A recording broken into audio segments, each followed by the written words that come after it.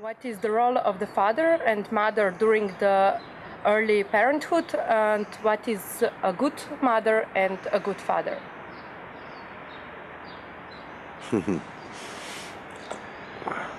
I don't really use the words good fathers and good mothers.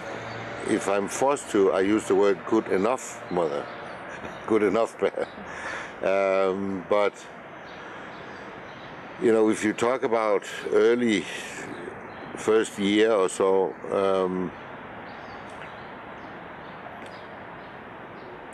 we know now that it is important that both parents are available to the child. The old psychological myth is saying that mother is the most important, but all our research shows that if the baby has a choice, it will choose both and not one before the other. But that is seen from the child's point of view.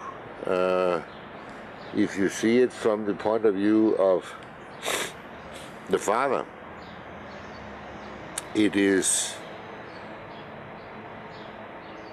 the father's chance to get attached to his baby and the baby to get attached to him. That will have to take place within the first 3-4 years, or it never happens. It is a very difficult process to describe, but mothers very often have what we say, it's like they have their children under their skin. They have a radar system that tells them, you know, that no, he's not really unhappy now, he'll fall asleep again, or now I have to be there, or whatever it is, which fathers don't have. One of the most important things fathers can do and mothers can do is to make sure within the first 1.5 years that father gets as many chances as possible to be alone with the child. Not only for a few hours. Of course, this is limited by, you know, breastfeeding and stuff like that. But basically, when the child is around 1, for the mother also to go away for a week and preferably shut off her mobile phone. Because unless you are really alone with your child, unless you are really left to your own resources, you never get this under your skin feeling with the child. Fathers cannot take very much supervision from others. I mean, you can talk about the practical things with, you know, feeding from a bottle or changing the diapers or putting to sleep or whatever. Everybody can do that, but and there's no big difference between mothers and fathers. But being a mother and being a father are two different worlds. And that's what my generation discovered, because many of us were very involved. But we ended up becoming like the second mother of the child and not fathers, actually. So I think for the fathers themselves, and therefore also for their partners, it is very important that they really go in and they really take this chance to become generally attached to their child. They will be rewarded for that many, many times. If we picture a young family and they have a child, and after 4 years the grown-ups decide to divorce, and then child is staying a number of days by father, a number of days by mother, whatever it is, then a lot of fathers right now experience that they feel helpless. They don't know what to do. They don't really feel like fathers, they feel like uncles. It's like, you know, I can play with you, or we can go fishing, or we can do something. But this feeling of intimacy is missing. And that is the one that they could have built the first 2 years. So this is extremely important, and it's extremely important that fathers follow their own nose. Let the mothers prevent them from making mistakes. Because you cannot learn from, or you can learn from your own mistakes, but you cannot learn from others. It's not possible.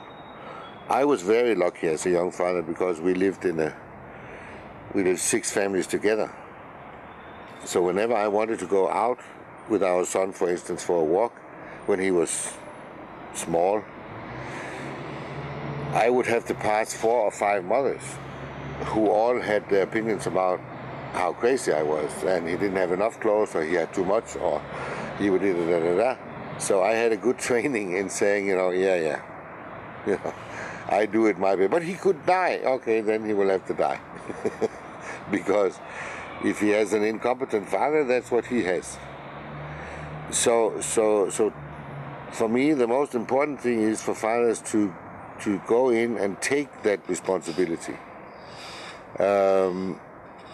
Because once the mothers have it, they find it very difficult to let go of it again. Because they're simply afraid that the father is not qualified enough. But why is this intimacy between a father and children important for children when they grow up? Well, I don't think children can get intimacy enough.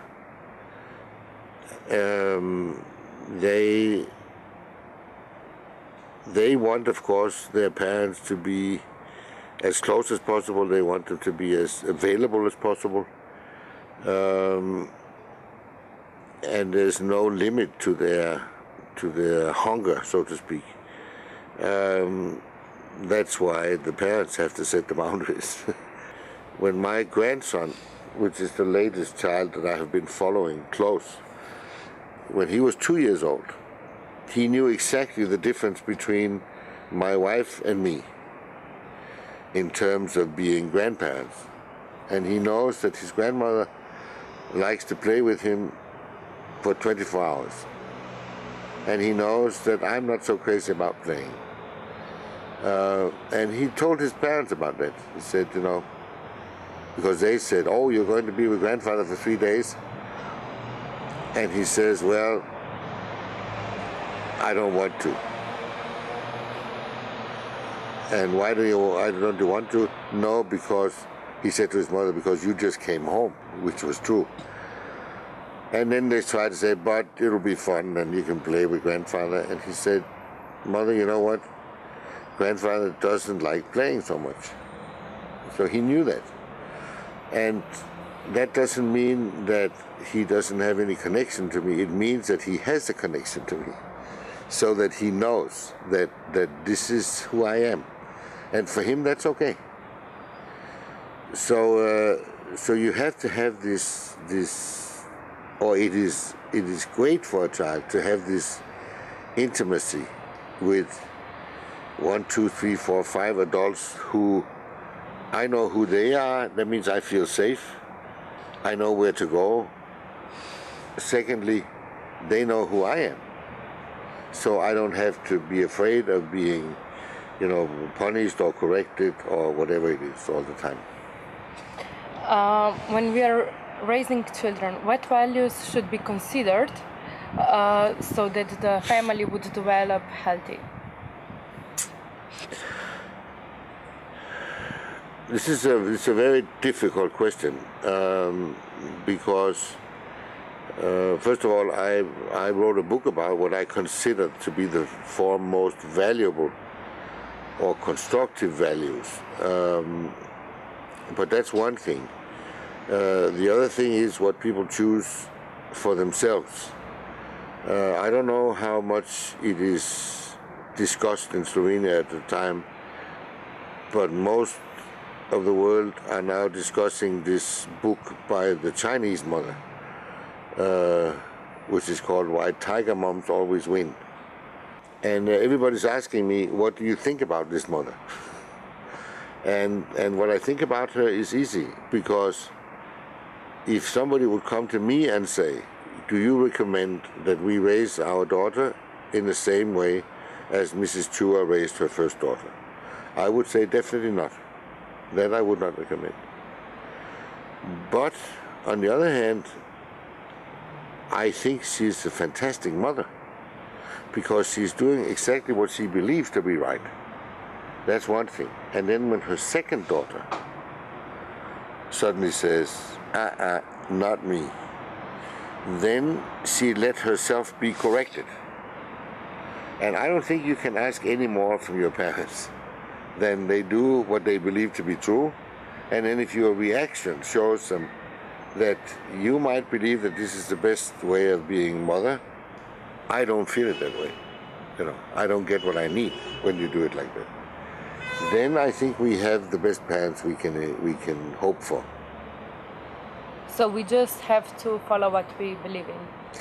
Yeah, follow what you believe and then be careful with the response. Take the response of the child serious. I met a mother in Sweden. I didn't meet her, she wrote to me. She came as a student from Morocco to Sweden. She was I don't know, chemical engineer or something. She studied in Sweden. And she, by accident, she became pregnant. And she decided to keep the baby.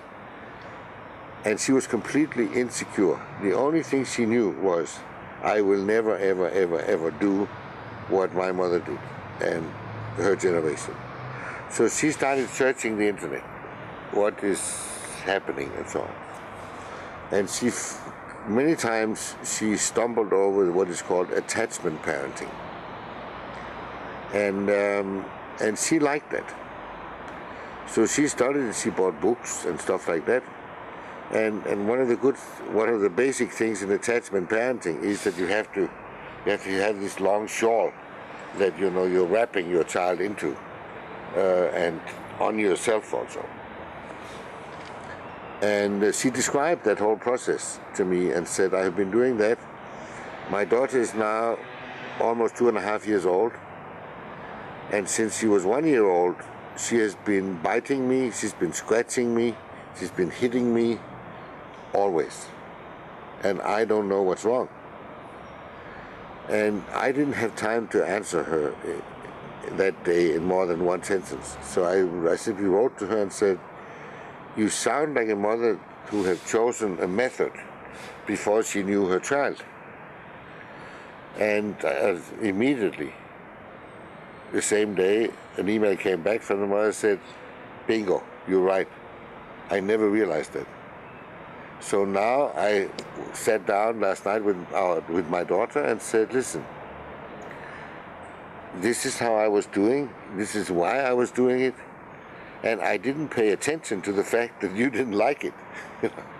So I'm sorry, I'll never, tie you close to me again. And the daughter reacted promptly instead of, being impossible and aggressive, which she had been for a long time. She was simply moved. She had tears in her eyes, and she gave her mother a big hug and said, I love you anyway, Mama. So, and this is what I mean. No parent can do it better.